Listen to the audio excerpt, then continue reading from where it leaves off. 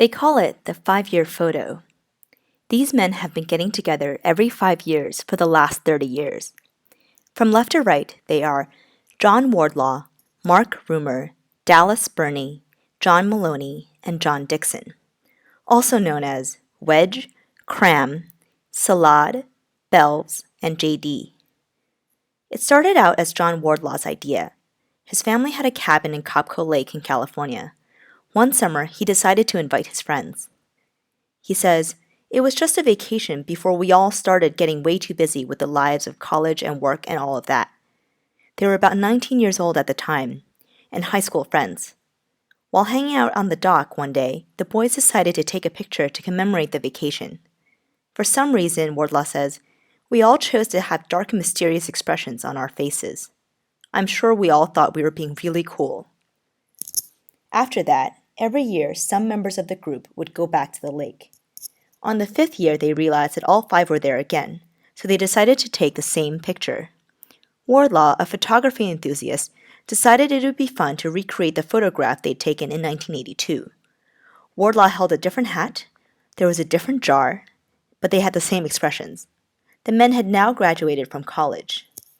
And so it began. They met again 5 years later, and 5 years after that. By 1997, the 5 friends were in their 30s, and it had been 15 years since the first picture, and they were officially decided to make this a tradition and to keep coming back every 5 years for the rest of their lives. These images uniquely document the passage of time, and these men have been there for each other through the highs and lows. Dixon says, "I look at the photos and think of the relationships I went through. Wedding rings come and go if you look closely." Again, he says, "Watch us lose hair, gain forehead, gain and lose weight." And adds, "There are reasons we all decided it would be better to take the photo with our shirts on." So every 5 years, they would make an effort to meet. Wardlaw says, "I think I had a feeling this might become some cool tradition, but I had no idea we'd still be doing it for 30 years. By 2012, it has now become a priority for the men who now live in different cities across the country. Dixon says, "We plan on doing this for the rest of our lives, no matter what. Up until there's just one guy sitting there in the same pose, and even then, maybe someone will take a picture of an empty bench for us."